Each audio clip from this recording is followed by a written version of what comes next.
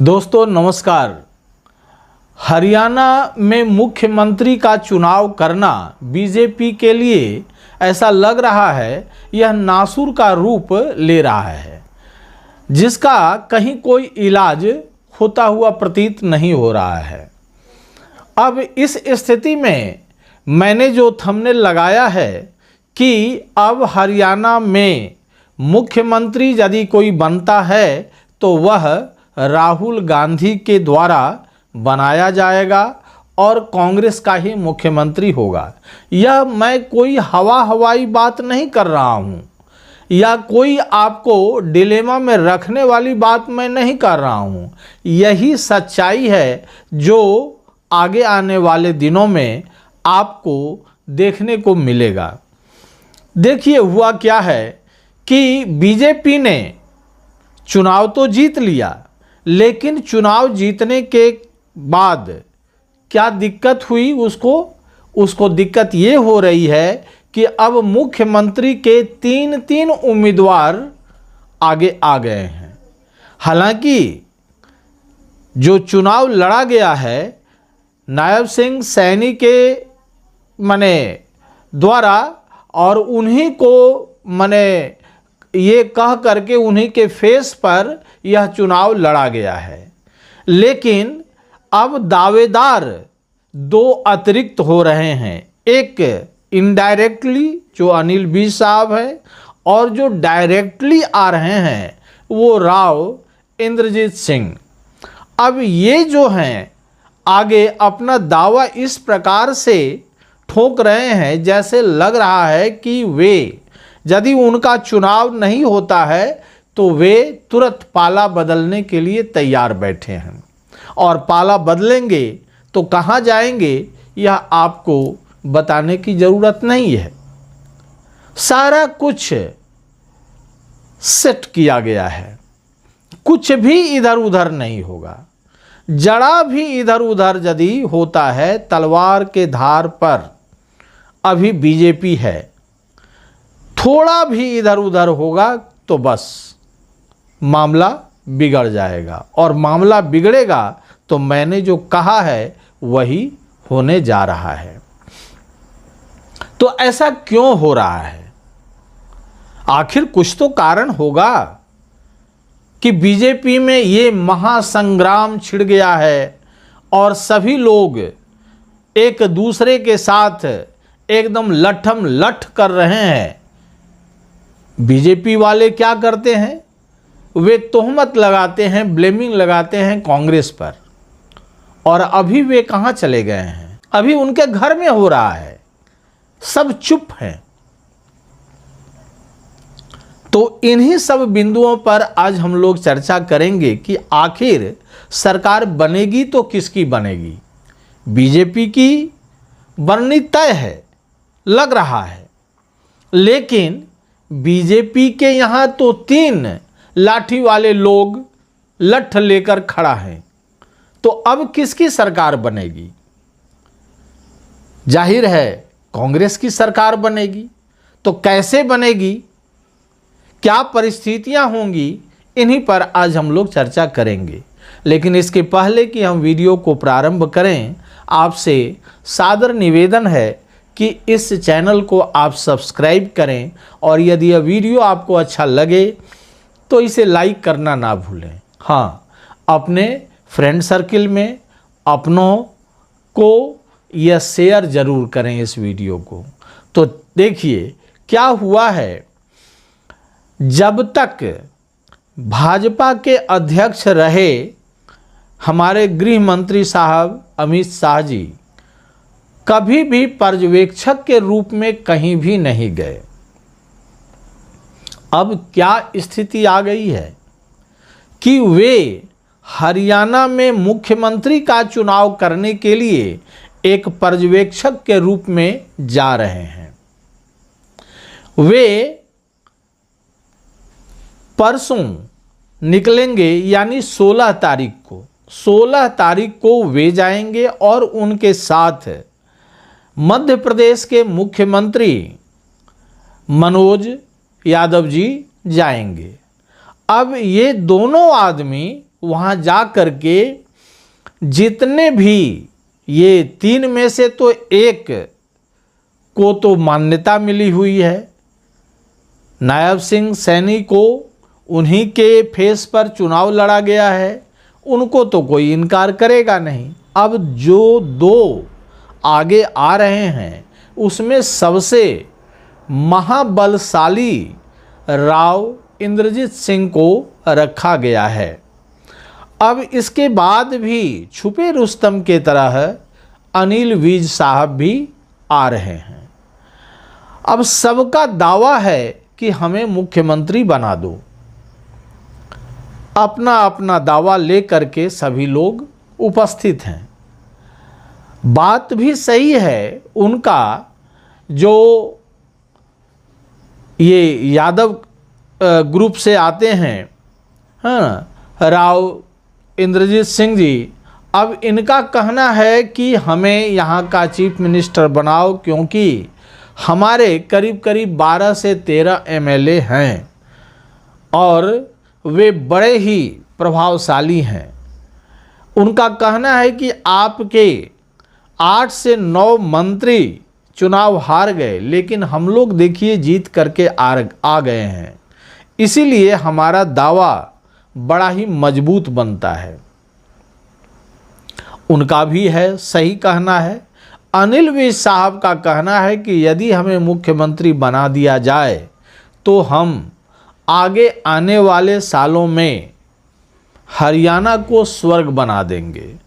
क्या क्या कर देंगे, उनकी अपनी पहचान है और उनका अपना कार्य करने का ढंग है।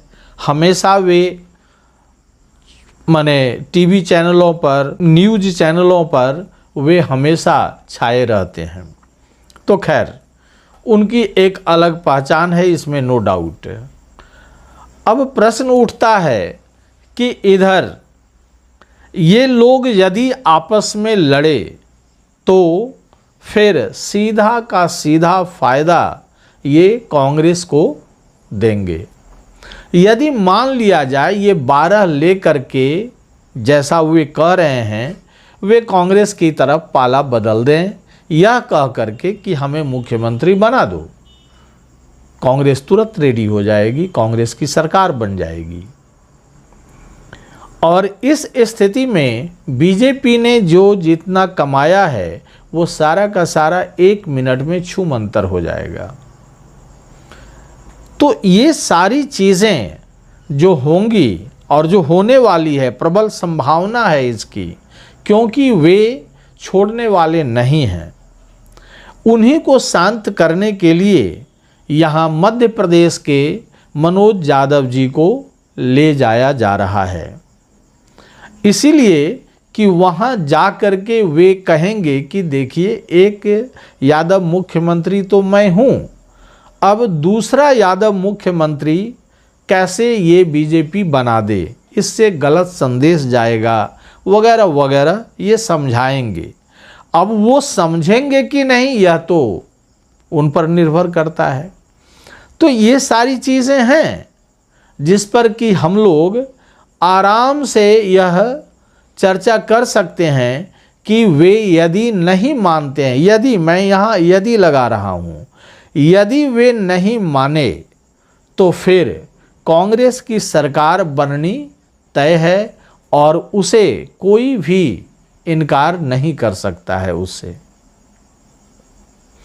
ये तो स्थिति परिस्थिति इस प्रकार से है। दूसरी ओर यदि आप देखिए तो हमारे जो होने वाले मुख्यमंत्री जिनका नाम नामित है, वे अभी आसाम में कामाख्या मंदिर गए हैं पूजा पाठ करने के लिए। वहाँ से वे बहुत कूल नज़र आ रहे हैं और उन्होंने कहा है कि इसमें दो राय नहीं कि हम मुख्यमंत्री बनेंगे, लेकिन हम भी जो भी केंद्र सरकार की आशा प्रत्याशा है, लोगों की भावनाएं हैं, उन भावनाओं के अनुसार हम कार्य करेंगे और हरियाणा को सही रूप में एक अच्छा मार्गदर्शन देंगे। तो वगैरह वगैरह बातें होती है, नेता लोग ऐसे ही करते हैं, कभी नेगेटिव में बात नहीं करते हैं। और सैनी साहब हैं भी सौम्य, इसमें दो राय नहीं है, कभी भी कड़क मिजाज से बात नहीं करते हैं। अब प्रश्न उठता है कि इधर यदि मान लीजिए राव इंद्रजीत साहब क्या बन जाते हैं, चीफ मिनिस्टर, किसके सहयोग से, कांग्रेस के सहयोग से बन जाते हैं, जिसकी संभावना है, आराम से बन सकते हैं, कोई दिक्कत नहीं है, क्योंकि बीजेपी को मात्र 2 वोट ज़्यादा आया है जो होना चाहिए, तो उससे केवल 2 वोट। तो इस प्रकार से यहाँ एडजस्टमेंट की संभावना प्रबल नज़र आ रही है। और यदि ऐसा होता है तो बीजेपी के गढ़ में यह राहुल जी का एक प्रकार से सेंध लगाने के समान होगा।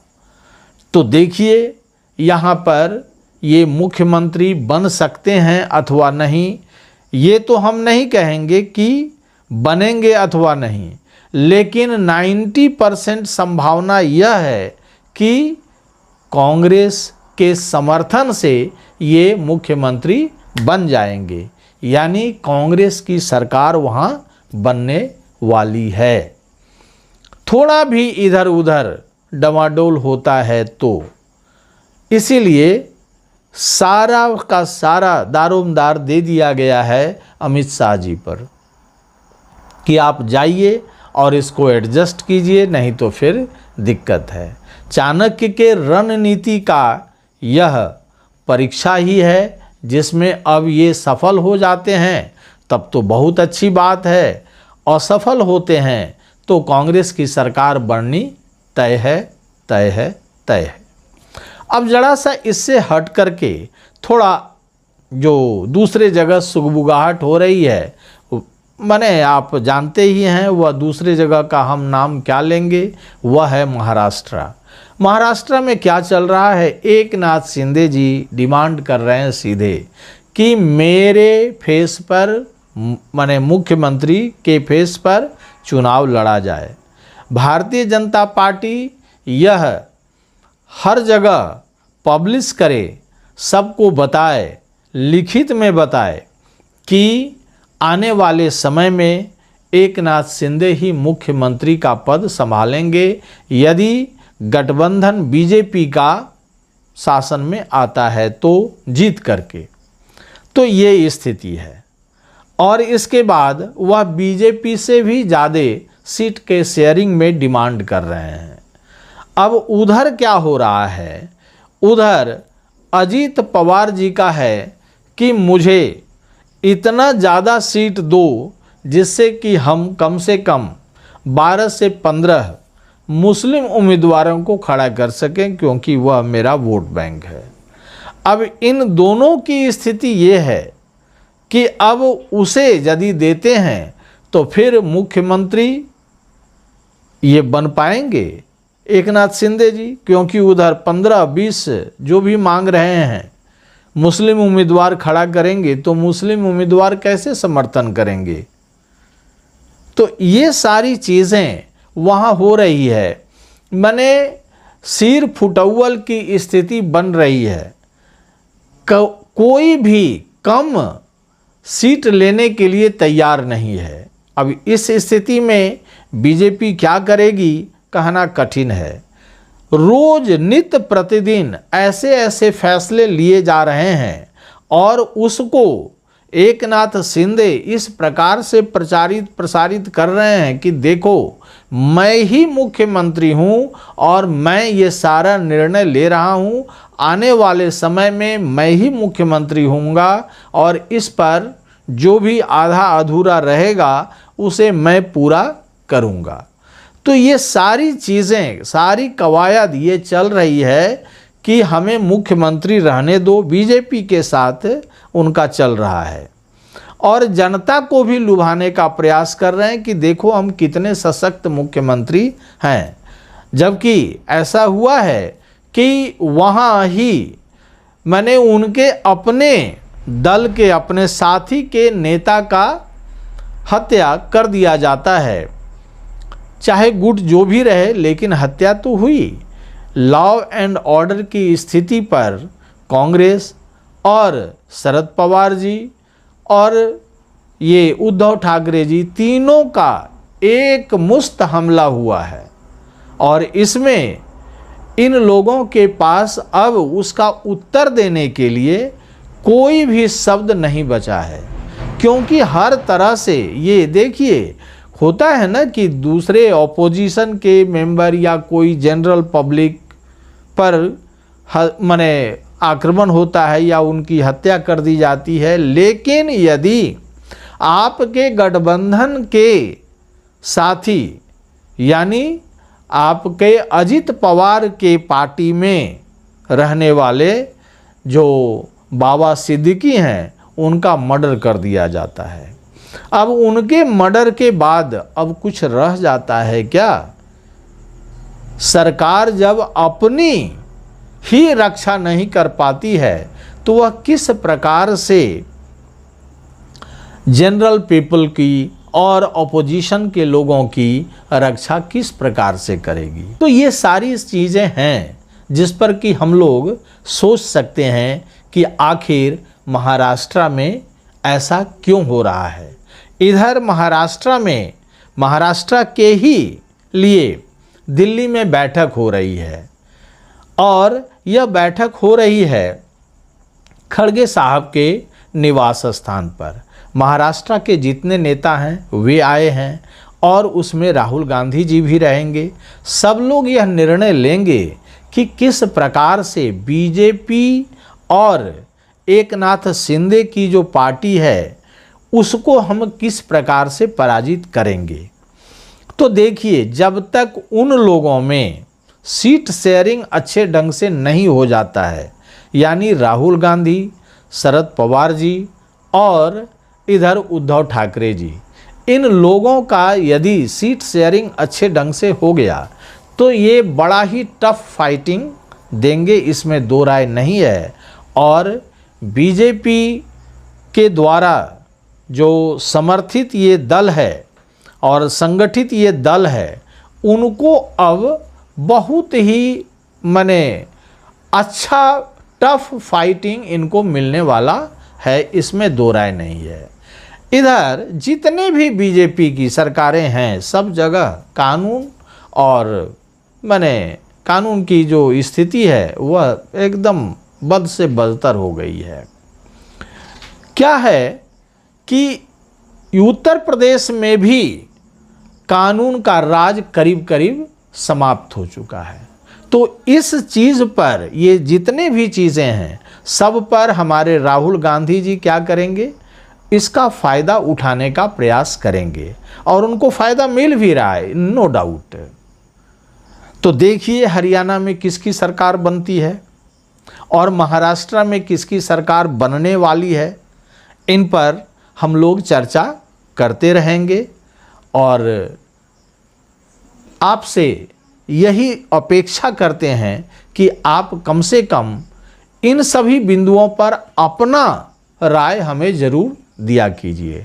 तो इस वीडियो में इतना ही। यदि यह वीडियो आपको अच्छा लगे तो इसे लाइक करें, शेयर करें और कमेंट सेक्शन में जाकर अपनी राय मुझे ज़रूर दें। धन्यवाद।